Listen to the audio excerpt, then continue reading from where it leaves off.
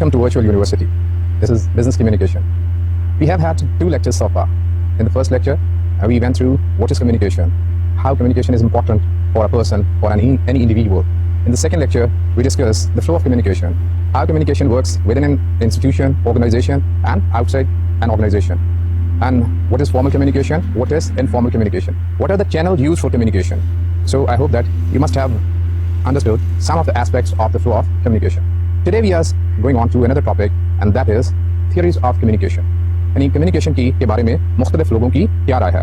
अगरचे इसके बारे में सबसे पहले तो अरिस्टोटल ने कुछ कहा था, लेकिन उसके बाद इसकी एक लंबी हिस्ट्री है। तो हम देखते हैं कि इसके बारे में मुख्तलिफ अखबार में मुख्तलिफ लोग क्या कहते हैं। आज हम 3 थ्योरीज जो है उनको डिस्कस करेंगे। एक इलेक्ट्रॉनिक थ्योरी, दूसरी सोशल एनवायरनमेंट थ्योरी और तीसरी रिटोरिकल थ्योरी। तो इन 3 थ्योरीज का हम आज मुताला करेंगे आज के इस लेक्चर में। इन थ्योरी का बेसिकली मकसद यह है कि हमें पता चले कि इस कम्युनिकेशन जिसको हमने 2 लेक्चर्स में पढ़ा और उसके बाद अभी हमें बहुत से लेक्चर्स में इसको बार बार इसको दोहराना है, रिपीट करना है, रिवाइज करना है, इसके कॉन्सेप्ट्स को, इसके आइडियाज को अंडरस्टैंड करना है। तो ये बेसिकली है क्या। इसकी एक वर्केबल डेफिनेशन बार बार मैं दोहराता रहा हूँ कि communication is transmitting information from one person to another person. यानी ये इसकी एक वर्केबल डेफिनेशन है कि कम्युनिकेशन जो है वो कोई एक आदमी कोई एक इन्फॉर्मेशन कोई एक आइडिया रखता है और वो उसको दूसरे तक पहुंचाता है। लेकिन ये एक बड़ा सादा सा इसके बारे में हमारा एक स्टेटमेंट है। इसमें क्या क्या अवामिल जो हैं वो इसके अंदर हैं, क्या प्रोसेस इसमें वर्केबल है, उसको अंडरस्टैंड करना ज़रूरी है। तो हम अपनी पहली थ्योरी जो इलेक्ट्रॉनिक थ्योरी है उसको स्टार्ट करते हैं। वो क्या करती है इलेक्ट्रॉनिक थ्योरी, जैसे कि ये अपने नाम ही से कुछ हमें पता देती है कि इससे हमारी क्या मतलब है। इलेक्ट्रॉनिक थ्योरी जो है बेसिकली मैथमेटिकल थ्योरी है। यानी मैथमेटिकल थ्योरी, इलेक्ट्रॉनिक थ्योरी तो थोड़ा सा मशीनों का थोड़ा प्रिसीजन का एहसास तो आपको आई होप के हो गया होगा कि हम इस थ्योरी में कुछ प्रिसीजन की बात करेंगे और कुछ मैथमेटिकल कम्युनिकेशन की बात करेंगे।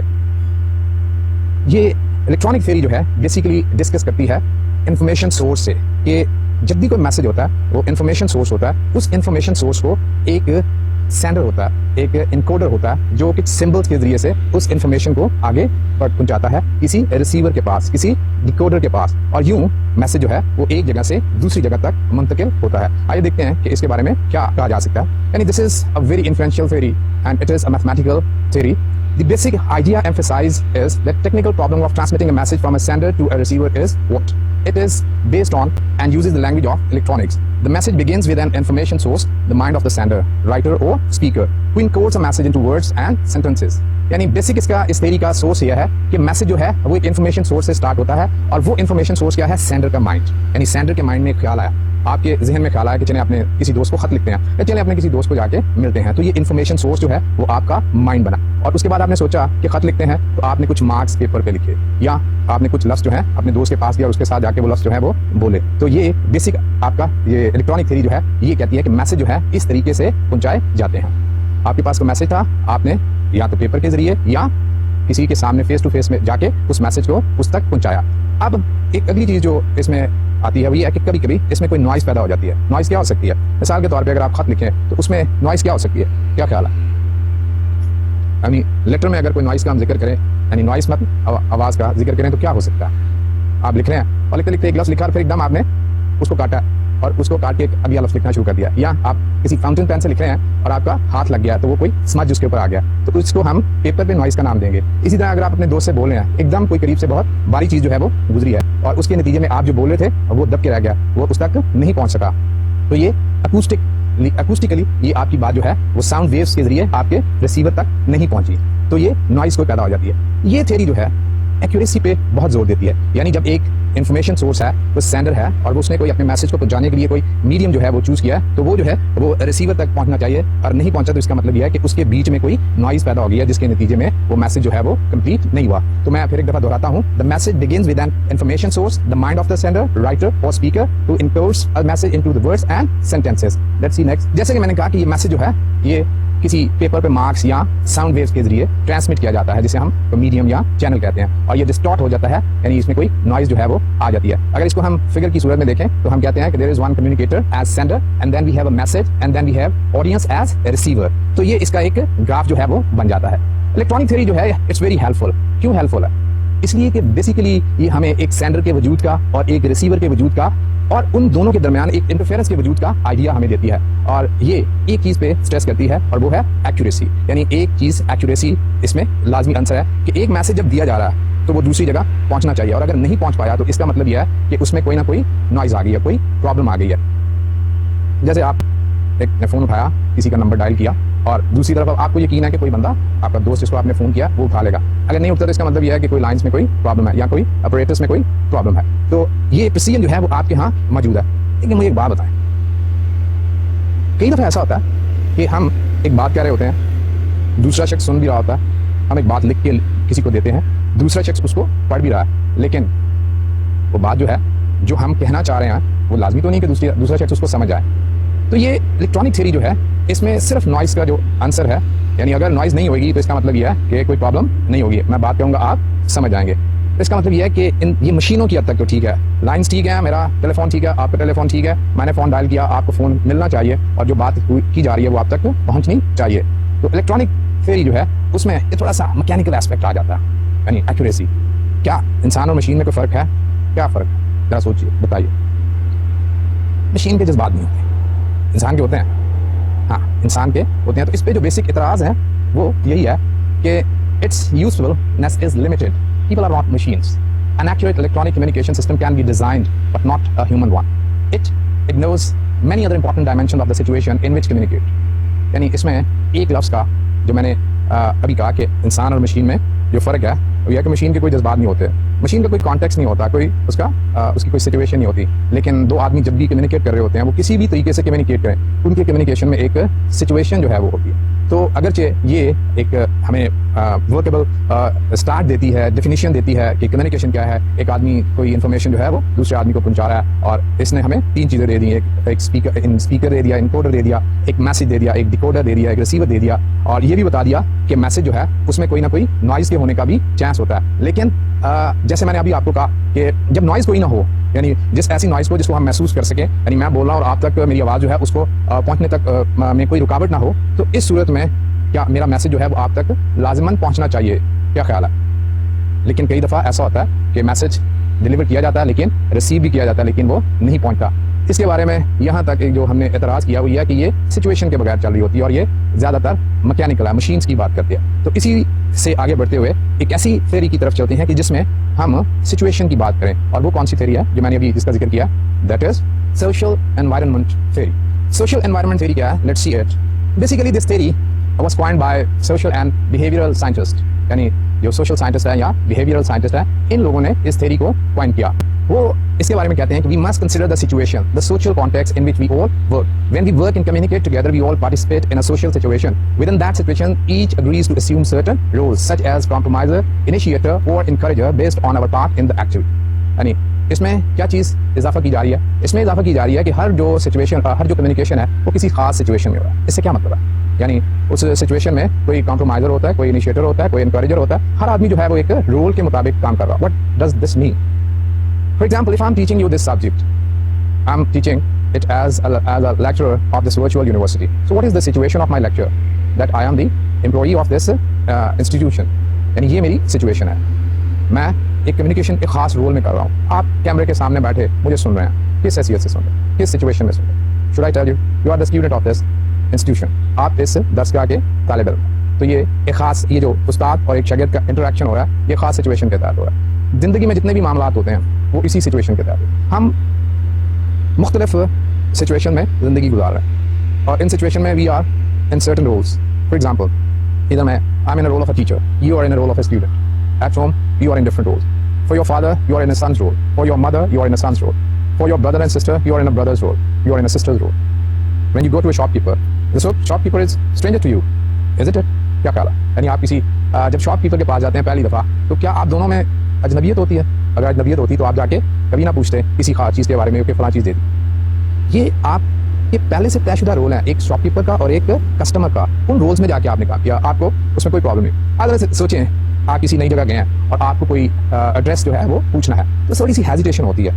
क्यों? क्योंकि आपका वहाँ कोई रोल नहीं होता, कोई नेबर्स का रोल नहीं होता, किसी को नहीं जानते कि कोई आपका नेबर है, किसी को नहीं जानते कि कोई आपका फ्रेंड है, आप एक डिफरेंट, आप अपने रोल से वाकिफ नहीं होते। लेकिन उधर भी एक स्ट्रेंजर का एक दूसरे स्ट्रेंजर के साथ रोल जो है वो मौजूद है। इसलिए आपने देखना है कि हमें किसी इलाके में कोई एड्रेस अगर दरियाफ्त करना, तो हम किसी भी वहाँ उस इलाके के किसी भी आदमी से उस एड्रेस के बारे में पूछ लेते हैं। तो we act in these roles. So ये थियरी जो है इस बात पे स्ट्रेस करती है कि हम एक खास सिचुएशन में काम करते हैं और उस खास सिचुएशन में हम किसी एक रोल में काम कर रहे होते हैं और हम उस रोल में इंटरेक्ट करते हैं किसी दूसरे शख्स के साथ जो वो ऑलरेडी किसी रोल में काम कर रहे होते हैं। फॉर एग्जाम्पल, आप किसी इंस्टीट्यूशन में काम करते हैं, तो उस इंस्टीट्यूशन में आप किसी एक पोजीशन में है, तो वो पोजीशन आपका रोल है। कुछ लोग आपसे नीचे काम कर रहे हैं, कुछ आपके सुपीरियर हैं, कुछ जूनियर्स हैं, तो वो डिफरेंट रोल जो है, सुपीरियर का रोल और जूनियर का रोल जो है वो आप उसको कर रहे हैं। तो इन रोल्स में हम बेसिकली काम कर रहे होते हैं। तो अगर हम इस जो है थ्योरी के मुताबिक डेफिनेशन दें, तो एक स्पीकर है, एक राइटर है, एक सेंडर है, यहाँ एक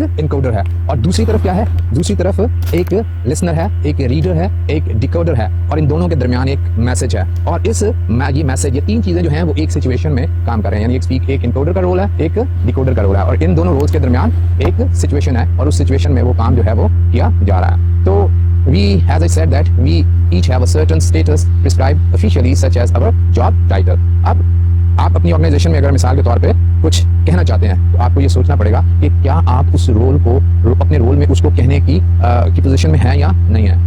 Obviously, if you are not the superior authority, you are not upper management, you cannot make decision. उसमें आप क्या करें, आपके को डिसीजन जो है ट्रांसफर होंगे और आप उन डिसीजंस को कैरी आउट करेंगे। तो ये रोल्स ही का मसला है, ये सिचुएशन ही का मसला है जिसके तहत कम्युनिकेशन का ये प्रोसेस जो है वो चलता है। लेकिन हर एक थ्योरी की तरह इसमें भी कुछ बातें कही जा सकती हैं। Let's see what are they. इसमें we need to understand the rules for the culture of the environment in order to communicate.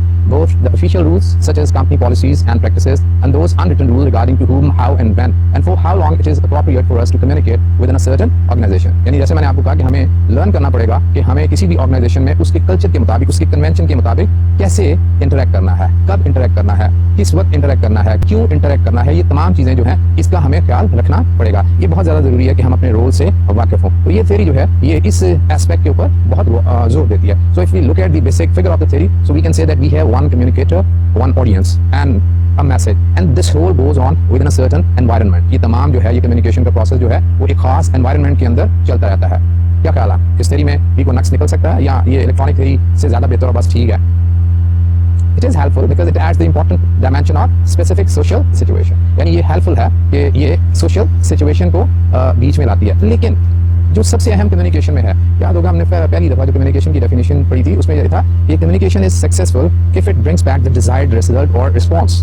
यानी अगर हमारे कम्युनिकेशन के नतीजे में हमारी मतलूबा रिजल्ट या नतीजा ना निकला तो फिर वो कम्युनिकेशन है। यानी मशीनी कम्युनिकेशन और इंसानी कम्युनिकेशन के अंदर जो बेसिक डिफरेंस है वो ये है कि उधर का नतीजा जो है वो किसी नॉइज की सूरत में खराब हो सकता है, अदरवाइज उसमें एक्यूरेसी है। लेकिन ये जो इंसानी कम्युनिकेशन है इसमें और भी बेशुमार चीज़ों का ख्याल रखा है। यानी हम ये कह दें कि मैंने एक पैगाम जो है वो भिजवाया है और वो पैगाम जो है वो मिल ही जाएगा और बस मेरा काम खत्म हो गया, तो मेरा ख्याल है कि ऐसा मुमकिन नहीं होता। मैंने पहले भी आपको ये जुमला दोहराया था कि हम अक्सर अपने आप को ये कहते हुए पाते हैं कि I don't mean what I से, यानी मेरा ये मतलब नहीं था जो मैंने कहा। तो कई दफा होगा कि आप एक लेटर कंपोज करेंगे, ड्राफ्ट करेंगे और उसको भिजवा देंगे, लेकिन आपको कोई क्वेरी आ जाएगी, आपने जो बात की है उसको वो नहीं समझ पाएंगे। तो ये कम्युनिकेशन हो गया as a sender, as a communicator, as an audience receive हो गया, एक मैसेज भी था, एक सिचुएशन भी ठीक थी, लेकिन उसके बावजूद जो कम्युनिकेट करने की बेसिक आपकी बेसिक स्टिमुलस था उसने वो रिस्पॉन्स नहीं दी जो कि रिस्पॉन्स जो थी वो आपको मतलूबा थी। तो हम ये कह सकते हैं कि जो रिस्पॉन्स है वो एक अहम चीज़ है कम्युनिकेशन के इस प्रोसेस में। और क्योंकि सोशल एनवायरमेंटल थ्योरी जो है इसमें रिस्पॉन्स का जिक्र नहीं है, तो रिस्पॉन्स को हमें भी डिस्कस करना है। इसलिए हम अपनी तीसरी थ्योरी के ऊपर आते हैं और वो है rhetorical theory. Rhetorical theory basically it is attributed to Aristotle की तरफ इसको ले जाया जाता है कि एरिस्टोटल जो है वो पहला शख्स है जिसने कम्युनिकेशन के इस एस्पेक्ट को जिक्र किया है। लेकिन आज के जो स्कॉलर्स हैं वो उसको खासी अहमियत देते हैं क्योंकि ये खासी हद तक हमें समझने में मदद देती है।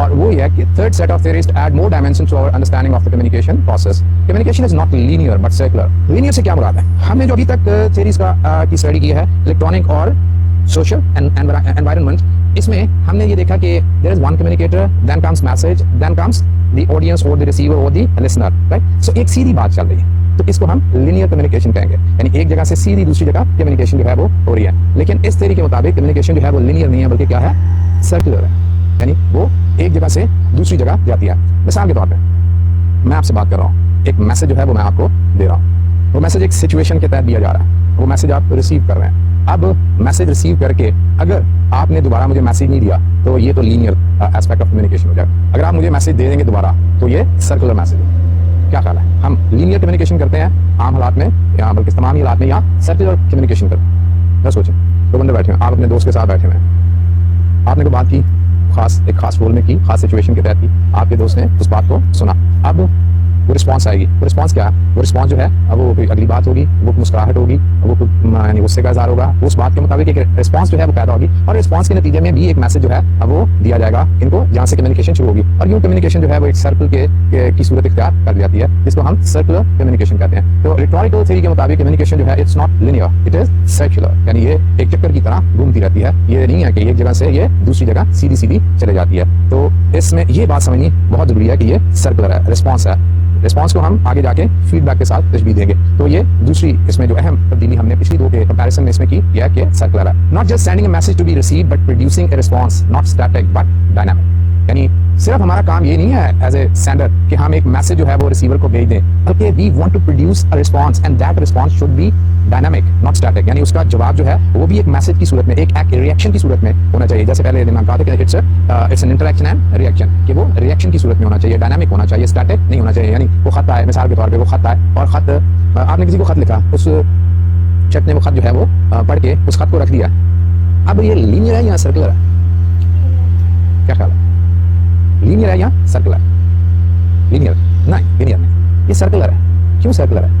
उसकी वजह यह है कि जिसने आपके खत का जवाब नहीं दिया वो आपको कुछ मैसेज कन्वे करना चाहते हैं, वो आपको बताना चाहते हैं कि आपके साथ नाराज है, या ये बताना चाहते हैं कि उनको आपकी कोई परवाह नहीं है। तो ये कम्युनिकेशन जो है, इंसानी कम्युनिकेशन, ये हमेशा सर्कुलर होती है, ये लीनियर नहीं होती। तो as we were saying, not just sending a message to be received, but producing a response, not static but dynamic. Rhetorical theorists provide an important addition to communication model for business communicators. Many people caught up in the accuracy forget third crucial variable, producing the desired response from the audience. So this model is circular, not linear. So इस model में सबसे अहम बात जो है वो यह है कि रिस्पॉन्स पैदा की जाए। रिस्पॉन्स जब तक पैदा नहीं की जाएगी उस वक्त तक कम्युनिकेशन जो है वो कामयाब नहीं हो सकती। और ये कम्युनिकेशन जो है ये सर्कुलर है, लिनियर नहीं है। इसका मॉडल जो है उसको अगर हम देखें तो we can say we have a communicator. अब तक मेरे ख्याल से आपको मालूम हो गया होना है कि कम्युनिकेटर जब हम यूज करते हैं तो कम्युनिकेटर से मुराद एक राइटर है, एक स्पीकर है, राइट। तो ये कम्युनिकेटर है। और मैसेज जब हम कहते हैं तो मैसेज कैन बी ओरल और रिटर्न। हम बिजनेस कम्युनिकेशन में ओरल, रिटर्न या नॉन वर्बल मैसेजेस की बात करेंगे। तो इट कैन बी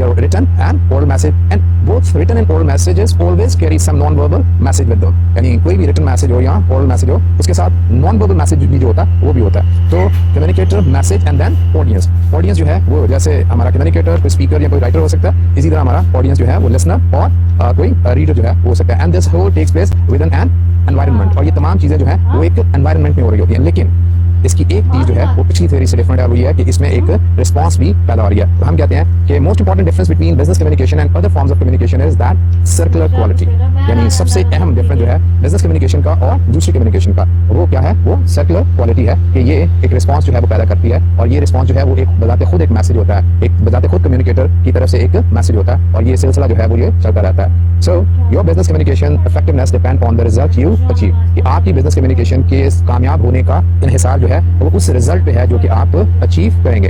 और ये बिजनेस कम्युनिकेशन में जितने भी टॉपिक्स हैं, उनमें जितने भी हम टेक्निक्स स्टडी करेंगे, और whatever we study the concept और the technique, basically these are learn to help us bring the result that we want, bring the desired result that we want. ये तमाम टेक्निक जो है वो हमें उस डिजायर्ड रिजल्ट को अचीव करने में मदद देती हैं कि जो हम चाहते हैं।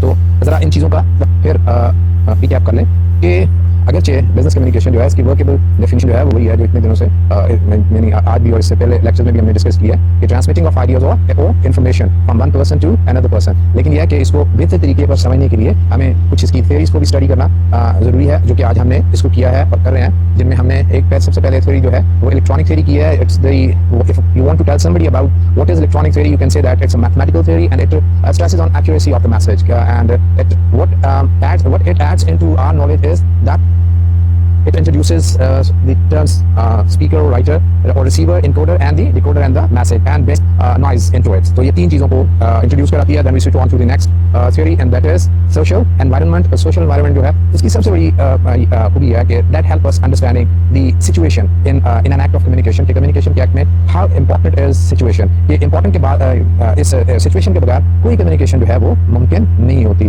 हर communication जो है वो एक situation में होती है। तो हर situation में कुछ roles होते हैं जो कि मुख्तलिफ लोग उसको एक्ट कर रहे होते हैं और उन रोल्स को अंडरस्टैंड करके ही हम कम्युनिकेशन जो है वो कर सकते हैं। लेकिन इसमें एक बात जो है वो यह है कि इसमें कोई रिस्पॉन्स नहीं होती। तो इस रिस्पॉन्स को कि जो हमारी डिजायर्ड जो बात है उसको समझने के लिए हम एक तीसरी थ्योरी की तरफ आते हैं और वो है रिटोरिकल थ्योरी, कि जिसमें हमें पता लगता है कि रिस्पॉन्स जो है वो भी एक चीज़ है। यानी इसमें हम अब तक कहें तो हमने कितने एलिमेंट्स का जिक्र कर लिया। एक हो गया हमारा इनकोडर, एक हो गया हमारा मैसेज, एक हो गया हमारी सिचुएशन और एक हो गया हमारा रिसीवर, और 5 चीजें, और एक हो गई हमारी 4 चीजें और एक बात होगी हमारी ये रिस्पॉन्स। तो 5 चीजें जो है ये हो गई। तो ये 5 चीजें जो है ये कम्युनिकेशन का के बारे में हमें बताती हैं। लेकिन इसको मजीद समझने की जरूरत है, ये जानने की जरूरत है कि ये प्रोसेस जो है वो कैसे वर्क करता है। इस प्रोसेस में क्या यही एलिमेंट जो है इनके बारे में इतना ही जानना जरूरी है या इसके अलावा भी जानना जरूरी है। इसको समझने के लिए हमें कम्युनिकेशन के प्रोसेस को थोड़ा सा आगे ले जाना पड़ेगा और हमें प्रोसेस ऑफ कम्युनिकेशन को अंडरस्टैंड करना पड़ेगा। To understand the process of communication we also have to understand the process of miscommunication. यानी हम अभी कम्युनिकेशन की बात कर रहे हैं और साथ साथ ही हमने मिसकम्युनिकेशन की बात भी कर दी है। लेकिन मेरे ख्याल से इसका रेफरेंस जो है वो आपकी गुफ्तगू की इब्तिदा में मौजूद है। वो जो इलेक्ट्रॉनिक थ्योरी के में हमने नॉइज़ की बात की थी, यानी वो नॉइज़ जो है उसको हम मिसकम्युनिकेशन में जिक्र करेंगे। But let's not discuss miscommunication before we understand what is communication. And to understand communication, we need to understand the process of communication. Let's again define what is communication. Communication is a process of sending and receiving verbal and non-verbal messages. अब हम थोड़ा सा इस situation में आ गए कि we should talk about verbal and non-verbal messages. Communication is considered effective when it achieves the desired reaction or response from the receiver. Communication is a two-way process of exchanging ideas or information. यानी एक तो ये कि ये एक process है जिसमें हम आइडियाज़ को, इन्फॉर्मेशन को एक्सचेंज करते हैं। टू वे प्रोसेस है। मेरे ख्याल से अब तक हमने इतनी गुफ्तगू किया कि इसके टू वे प्रोसेस होने के बारे में अब आपको कोई खदशा नहीं होगा। लेकिन क्योंकि हम इस स्टेज पे पहुंच चुके हैं कि हम डिस्कस कर सकें कि इस टू वे प्रोसेस में क्या क्या कंपोनेंट्स होते हैं और उन कंपोनेंट्स को समझना कितना ज़रूरी है। यानी हमने अभी तक कुछ स्पीकर के बारे में या इनकोडर के बारे में गुफ्तगू की है, कुछ रिसीवर के बारे में या डिकोडर के बारे में गुफ्तगू की है, लेकिन मैसेज चैनल की हमने अभी तक बात नहीं की। इसी तरह हमने एनवायरनमेंट की बात तो की है, सिचुएशन की बात तो की है, लेकिन इनको प्रॉपर्ली अंडरस्टैंड करना ये भी बहुत ज़रूरी है। तो इसके लिए हमें दोबारा एक कम्युनिकेशन के नए मॉडल को अंडरस्टैंड करना है। इस नए मॉडल के मुताबिक कम्युनिकेशन हैज 6 कंपोनेंट्स, यानी कम्युनिकेशन के 6 कंपोनेंट्स हैं। What are they? Let's count them. The first one is context or situation. The second one is sender or encoder. The third one is message. The fourth one is medium or channel. The fifth one is receiver or decoder. And the sixth one is feedback. तो वो हम 3 से चलते चलते 6 पे आ गए। यानी communicator, sender, receiver और मैसेज से कि आप 6 तक आ गए, यानी 6 एलिमेंट। इसमें सबसे पहला एलिमेंट जो है वो है कॉन्टेक्स्ट या सिचुएशन या एनवायरनमेंट। अब इसको समझना जो है ये बहुत जरूरी है कि ये कॉन्टेक्स्ट जो है ये बेसिकली होता क्या है। Let's see, every message whether oral or written begins with context. यानी हर मैसेज जो है चाहे वो ओरल हो या रिटन हो, एक खास कॉन्टेक्स्ट को वही रोल के हवाले से समझने की कोशिश कीजिएगा। Context is a broad field that includes country, culture, organization and external and internal stimuli. यानी इसमें जो इट्स अ ब्रॉड फील्ड, यानी ये कहना चाहिए कि हर चीज़ जो है, जिस तरह अभी मैंने सोशल एनवायरमेंटल थ्योरी में कही कि हर चीज़ जो है वो खास कॉन्टेक्स्ट में होती है, तो यहाँ हम सिर्फ उस कॉन्टेक्स्ट का जिक्र करेंगे कि हर चीज़ जो है, हर एक्ट ऑफ कम्युनिकेशन जो है वो खास कॉन्टेक्स्ट जो है उसमें होता है। और वो कॉन्टेक्स्ट क्या है? कंट्री है। यानी ये इस पर वर्चुअल यूनिवर्सिटी जो है, ये इसमें जो भी काम हो रहा है इस यूनिवर्सिटी के कॉन्टेक्स्ट में हो रहा है। ये यूनिवर्सिटी जो है इसका ये पाकिस्तान के अंदर है, तो ये पाकिस्तान के अंदर कॉन्टेक्स्ट में ये वर्क कर रही है। तो हर ऑर्गेनाइजेशन में, हर डिपार्टमेंट में, हर रोल के मुताबिक जो भी काम किए जा रहे हैं वो तमाम काम जो है वो एक कॉन्टेक्स्ट के तहत हो रहे हैं।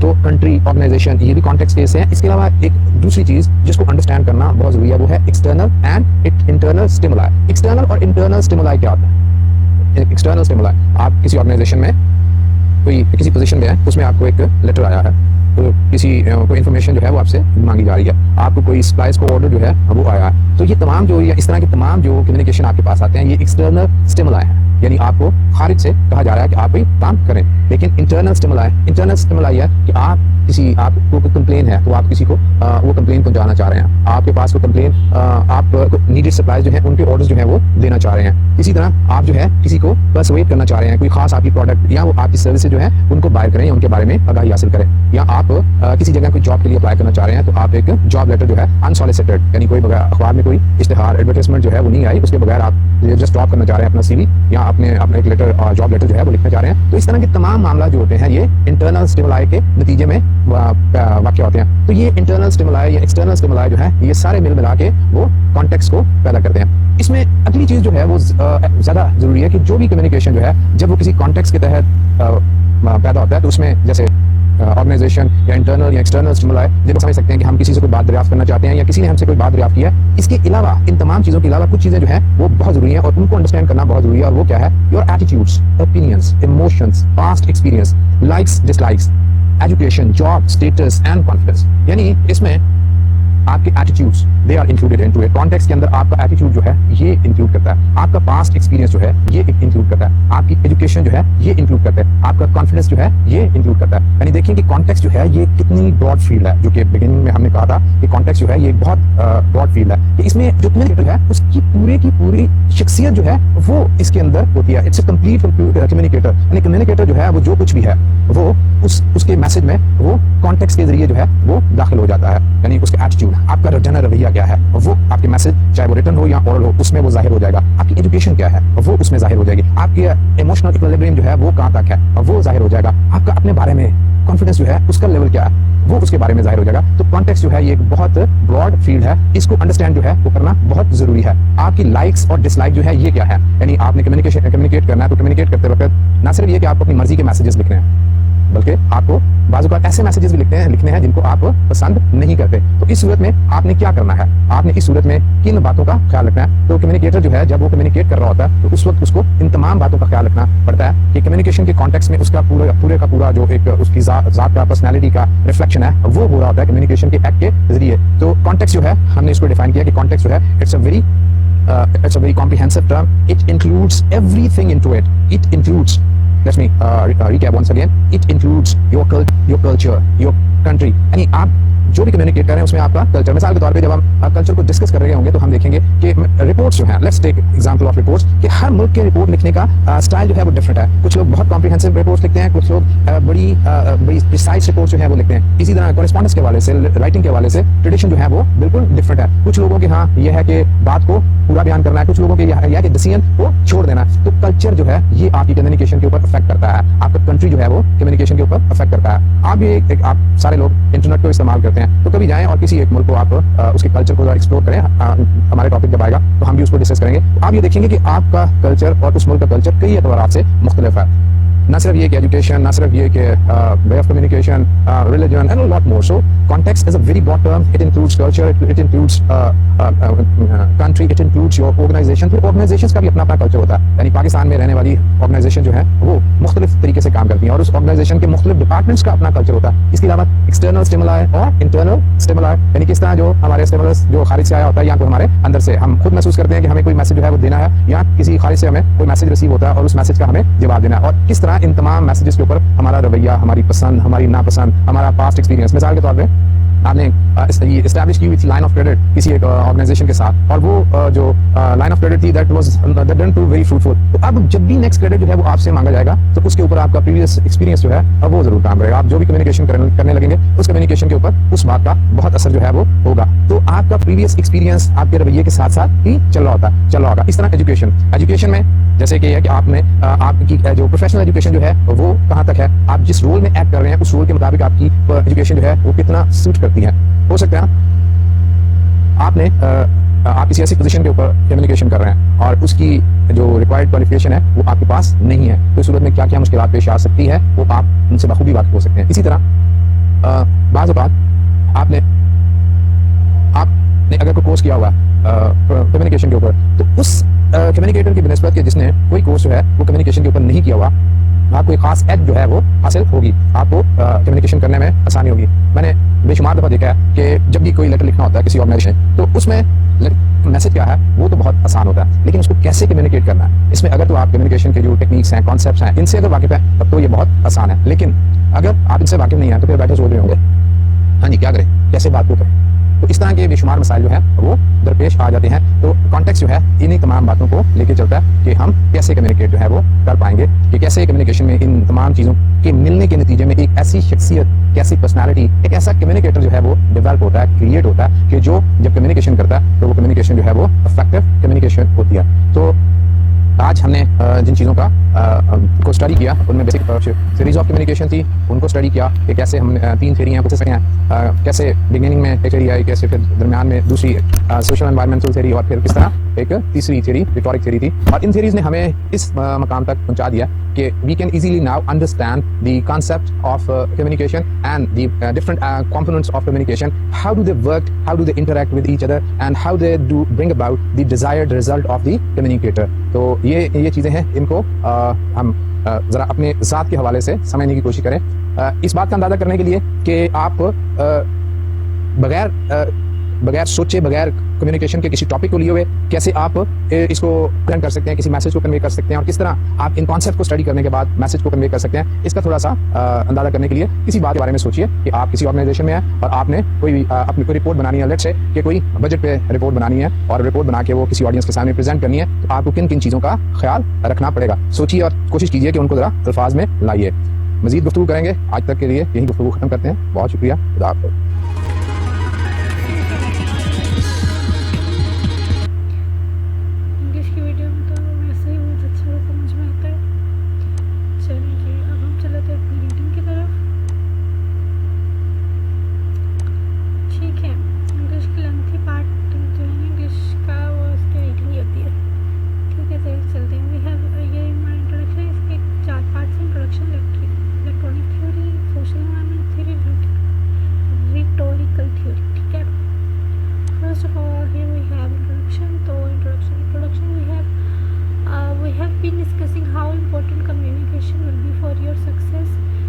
Communication does not occur haphazardly, nor does it happen all at once.